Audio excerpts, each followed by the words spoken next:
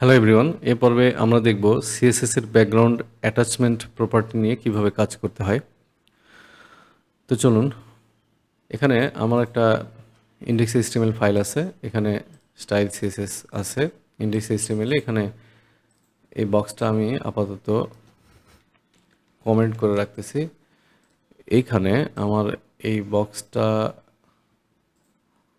এখানে আমি এটাকে কমেন্ট করে রাখতেছি। এখানে ব্যাকগ্রাউন্ড সাইজটা আপাতত আচ্ছা, এখানে কভার থাক। এখানে ব্যাকগ্রাউন্ড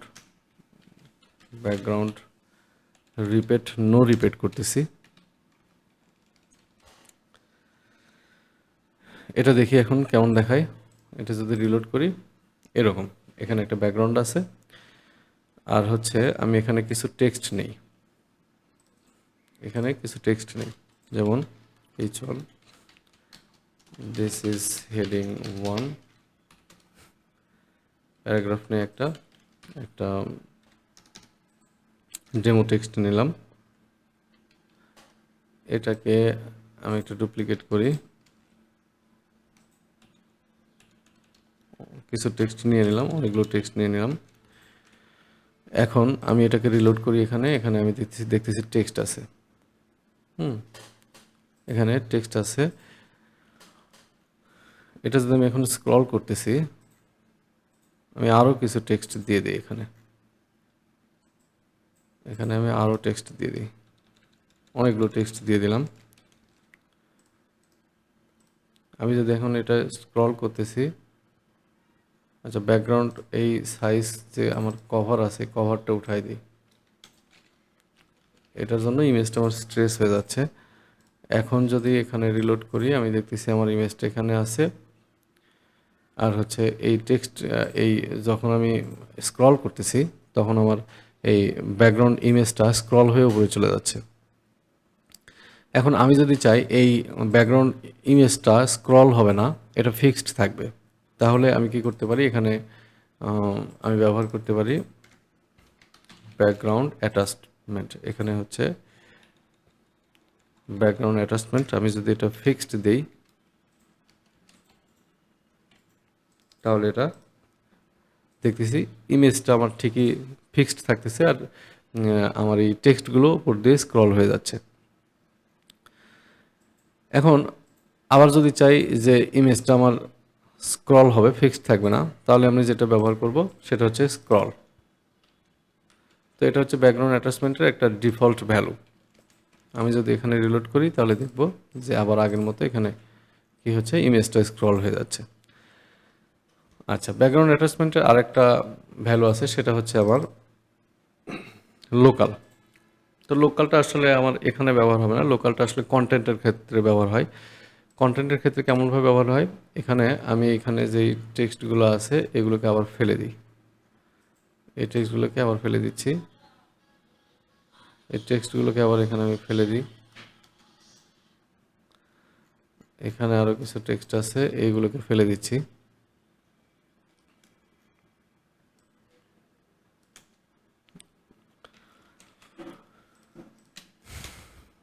এখন এটাকে আনকমেন্ট করি।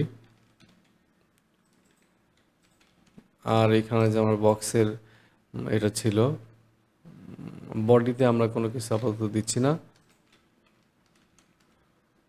এই বক্সে সব দিচ্ছি। এটা আমি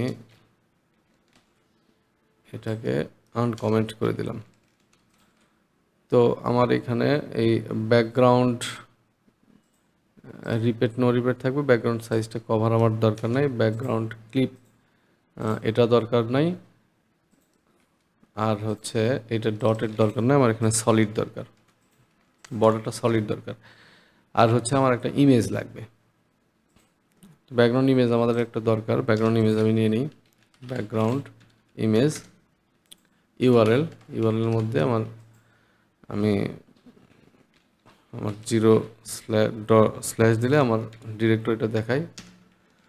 আমি একটা ইমেজ নিলাম। এখন যদি এটা রিলোড করি, এমন দেখাচ্ছে। এখানে ইমেজ আছে, এখানে এটা আছে। তো এর মধ্যে আমি আরও কিছু টেক্সট রাখি। এইখানে এই যে এই টেক্সটগুলোকে আমি আরও অনেকগুলো নিলাম।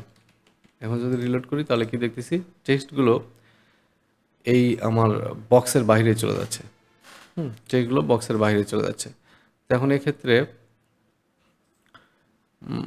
আমি এই বডির একটা ব্যাকগ্রাউন্ড দিই, তাহলে টেক্সটগুলো কোথায় বাইরে যাচ্ছে সেগুলো দেখে বোঝা যাবে। হ্যাঁ, তাহলে ব্যাকগ্রাউন্ড কালার আমি একটা দিয়ে দিলাম,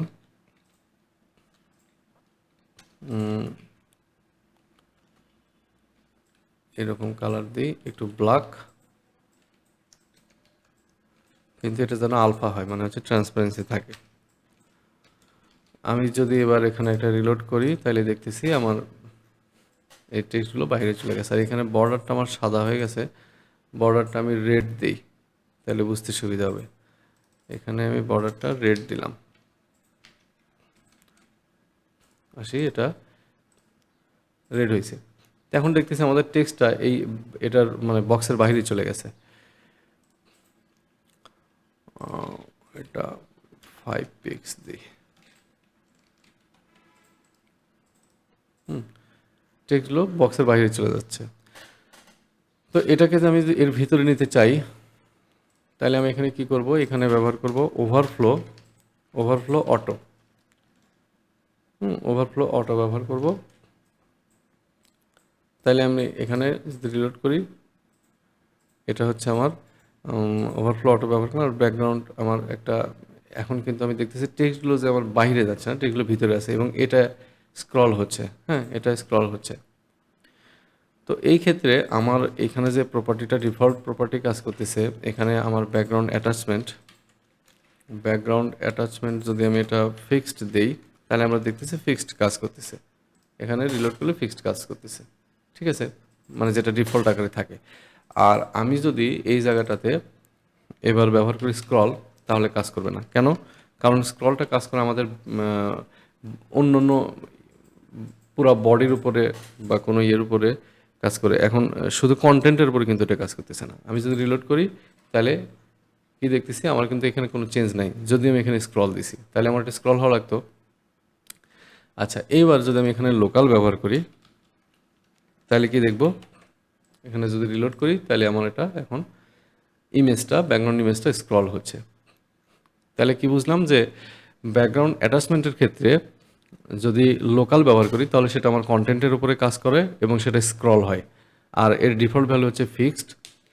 আর যদি আমি এটা কন্টেন্টের উপরে না ব্যবহার করি তাহলে আমার কি হচ্ছে, ব্যাকগ্রাউন্ড অ্যাটাচমেন্ট স্ক্রল কাজ করতেছে, ফিক্সড কাজ করতেছে, সেক্ষেত্রে ওইখানে আমার লোকাল কাজ করতেছে না। তো ঠিক আছে, এটাই ছিল ব্যাকগ্রাউন্ড অ্যাটাচমেন্টের ক্লাস আজকে। তো সবাই ভালো থাকবেন।